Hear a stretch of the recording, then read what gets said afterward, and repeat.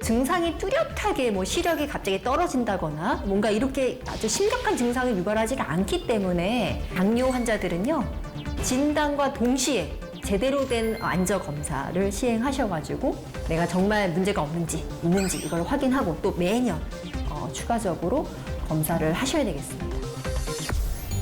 안녕하세요. 최영주 당단내과 의원의 최현지 원장입니다. 자, 앞으로의 시간은 사실 이제 당뇨를 딱 걸리면 여러 환자분들이 좀 걱정하시는 이제 합병증에 대한 얘기를 하나씩 풀어드리려고 합니다.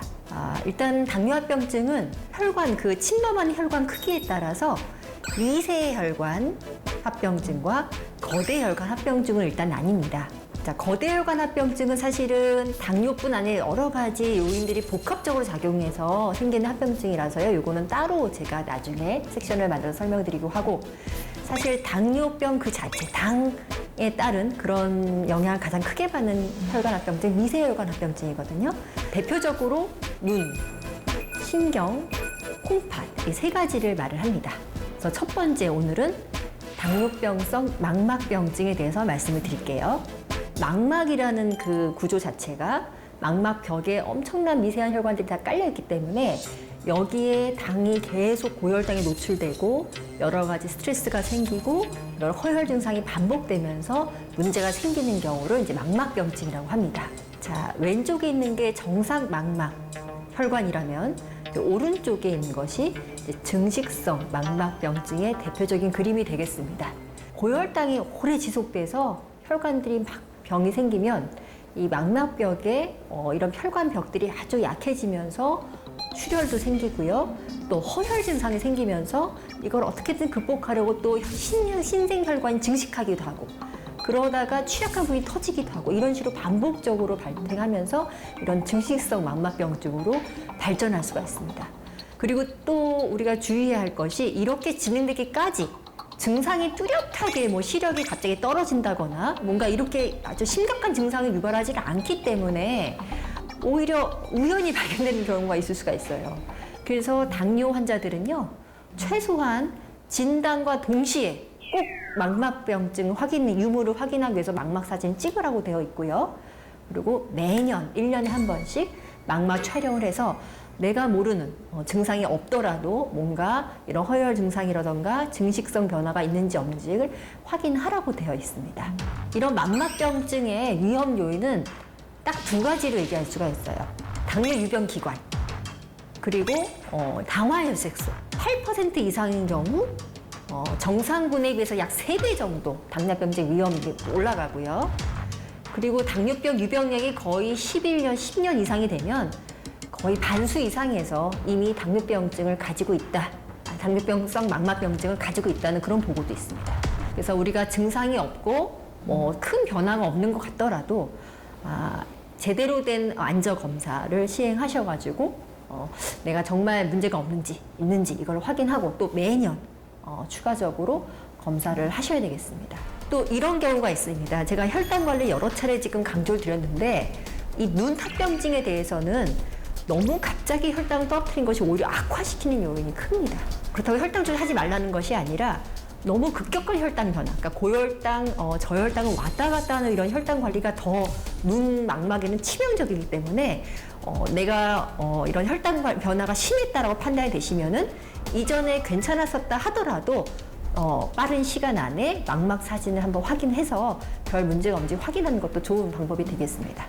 이런 증식성 망막병증 말고도 황반 부종이라는 것도 있어요. 황반은 이제 시신경이 모이는 그런 부위를 말하는 건데요. 그러니까 시력을 관장하는, 그러니까 시력에 아주 직접적인 영향을 미치는 그런 특수 부위가 있는데, 여기가 이제 이런 당뇨병이 오래돼서 그렇고 아니면 노화로서도 그럴 수가 있는데 부종이 생길 수가 있습니다. 붓는다는 얘기, 염증이 심해지면서.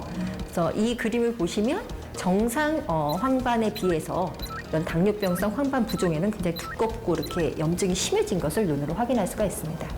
그래서 이런 걸 예방하려면 어떻게 해야 되느냐, 뭐 어떤 약이 좋냐, 뭐 얘기들을 많이 하시는데, 사실 황반 부종에는 우리 루테인 많이 먹지요. 사실 제일 많이 알려진 게 루테인 같은 그런 영양제인데요. 그걸 예방 내지는 그런 이미 온 경우에 좀 증상 개선을 위해서 추천하기도 하고요. 근데 무엇보다도 어떤 영양제, 수많은 영양제가 있지만은 제일 확실한 건 뭐다? 혈당 조절을 열심히 하시는 것이 가장 중요한 팩터가 되겠습니다. 그래서 저희 환자들도 이제 안과를 이제 제가 보다가 문제가 있으면 안과를 가시라고 하는데, 안과 선생님한테 가서 이제 굉장히 충격적인 얘기를 많이 듣고 굉장히 좌절해서 오시는 경우도 많아요.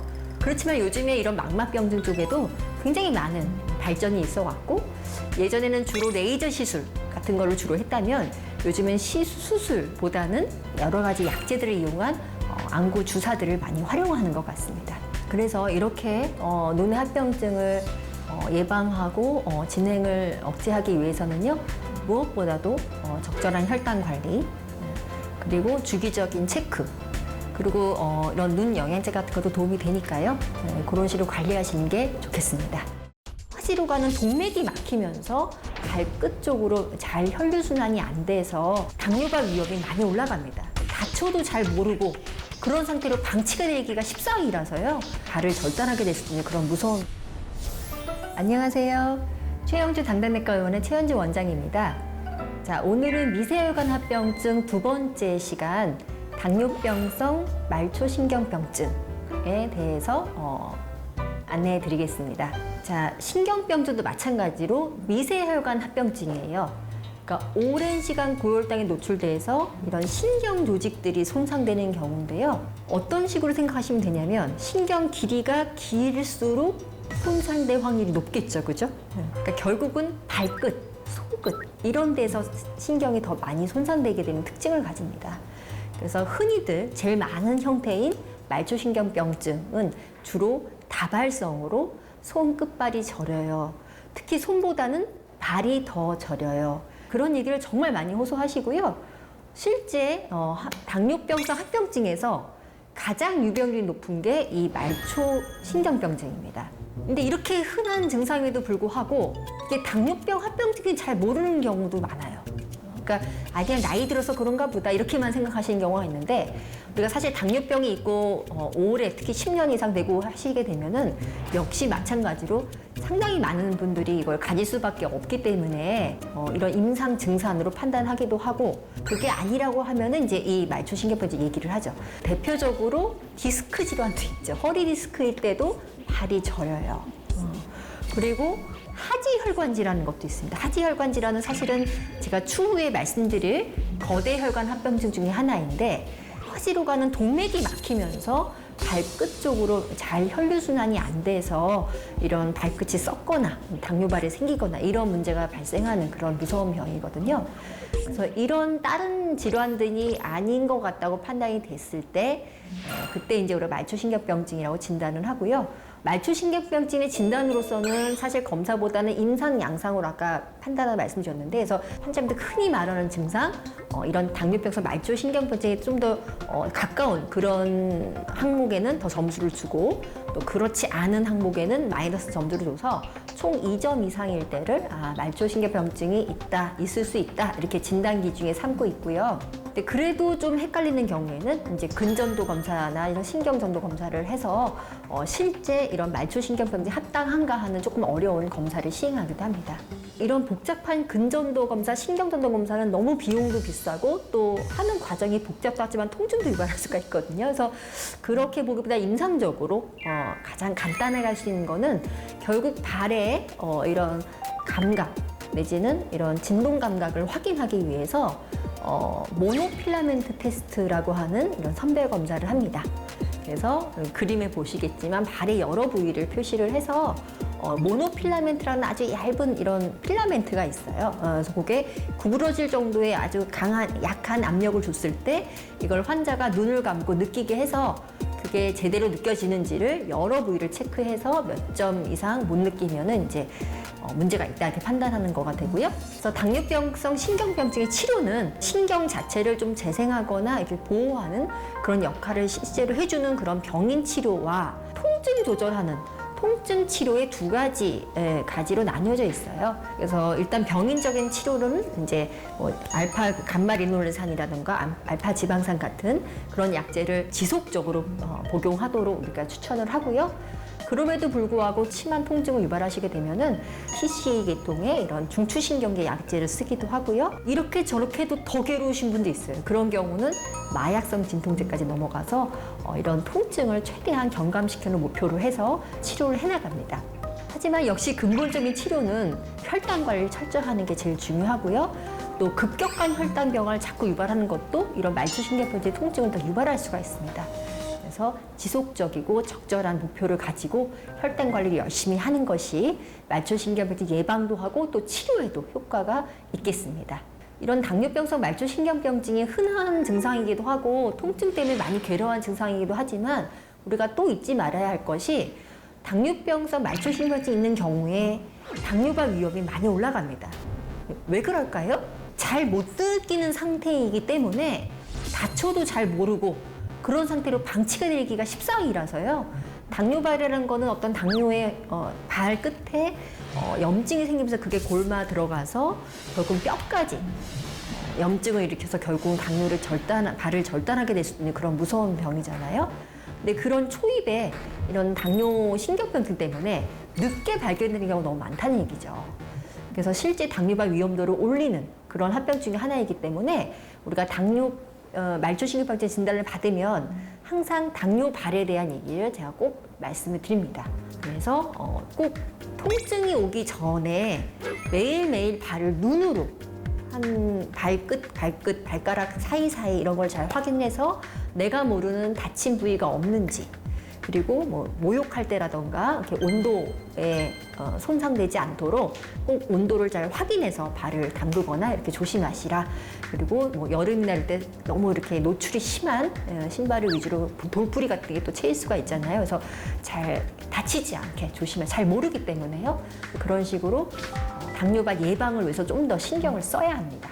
이렇게 당뇨병성 말초신경병증은 사실은 우리가 무시하기 쉽고 잘 모르고 넘어가는 수가 많은데 당뇨발의 위험인자이기도 하면서 또 고통스럽게만 살 일이 아니라 약제를 써서 충분히 고통이 많이 해소되는 부분도 있기 때문에 적극적으로 치료해야 되는 그런 합병증 중에 하나이고요. 그리고 역시 무엇보다 이런 걸 예방하기 위해서는 혈당 관리가 중요하다고 할 수 있겠습니다. 흔히 투석하는 걸 떠올리시면 되는 거예요.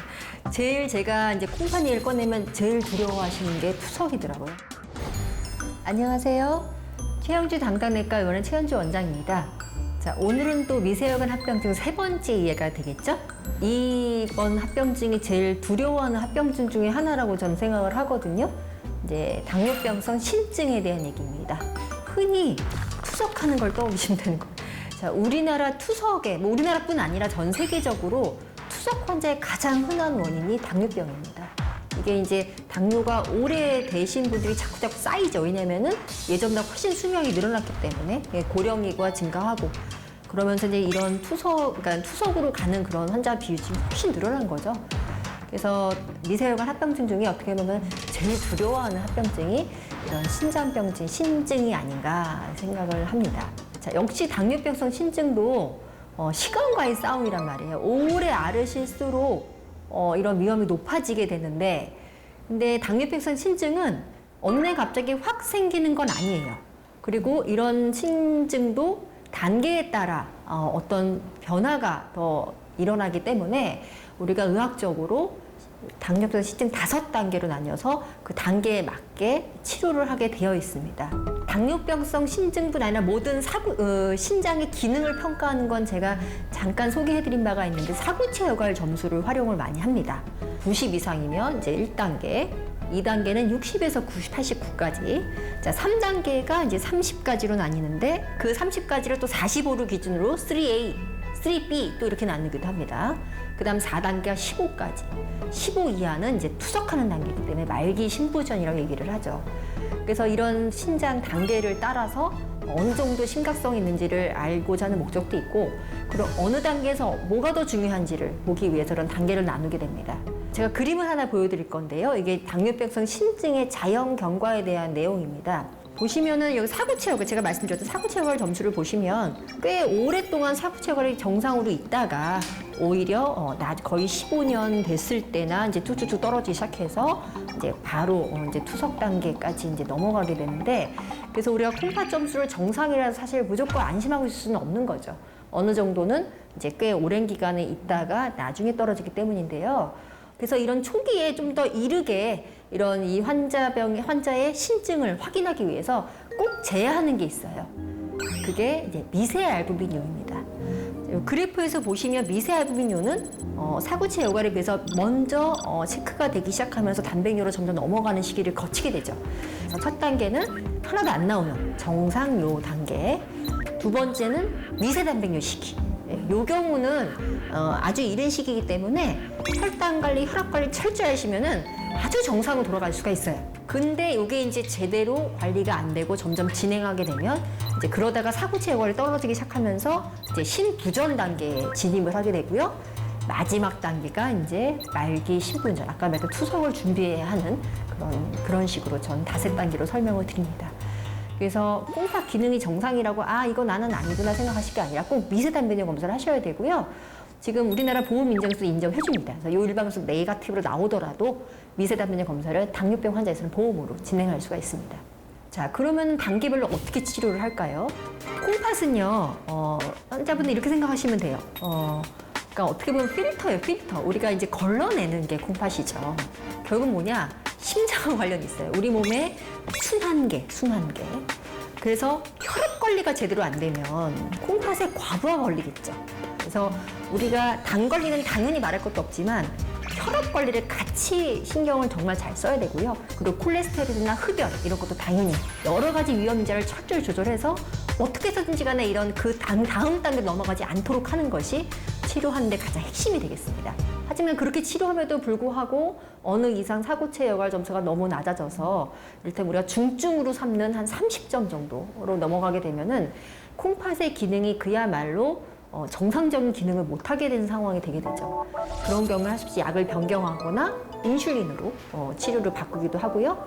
다른 합병점들도 같이 관리를 하면서 이제 관리를 해나가야 되죠. 그래서 보통 사구체 여과 점수가 30점까지 내려갔을 때는 여러 가지 빈혈이라던가 예기치 못된 전해질 이상, 갑자기 부정맥이 오거나 이렇게 될 수가 있기 때문에 보통 30점 밑으로 내려가면 신장내과 전문의에게 의뢰를 드리게 됩니다. 그리고 우리가 단백질 제한 얘기를 많이 하죠. 시기가 바뀌게 되죠. 고혈당, 당뇨 시기는 사실은 제가 단백질을 강조했었죠.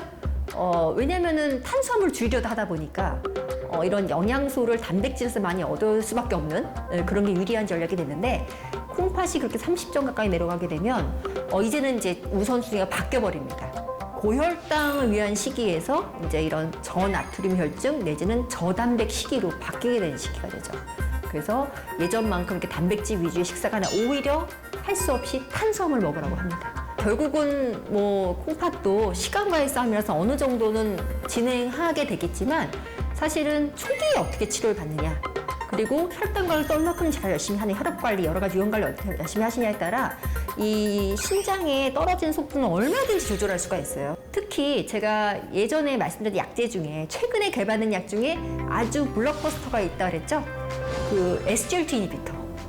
이쪽 약 계통이 이런 콩팥의 진행을 획기적으로 막았다. 그 속도를, 지연을 확실하게 시켰다는 데이터가 계속 업데이트가 되고 있습니다. 그래서 특히 초기에 쓸수록 초기부터 그 효과가 나타났기 때문에 기왕이면 더 적절한 약으로 또 적극적으로 관리해서 후속하는 일이 없도록 하는 것이 치료의 목표가 되겠습니다. 그래서 너무 두려워만 생각하지 마세요. 얼마든지 많은 치료제가 나와 있고 우리가 적극적으로 관리 및 이런 혈압 관리, 혈당 관리를 하셔야 될 것입니다. 이 영상이 도움이 되셨다면 구독, 좋아요, 알림 설정 부탁드립니다.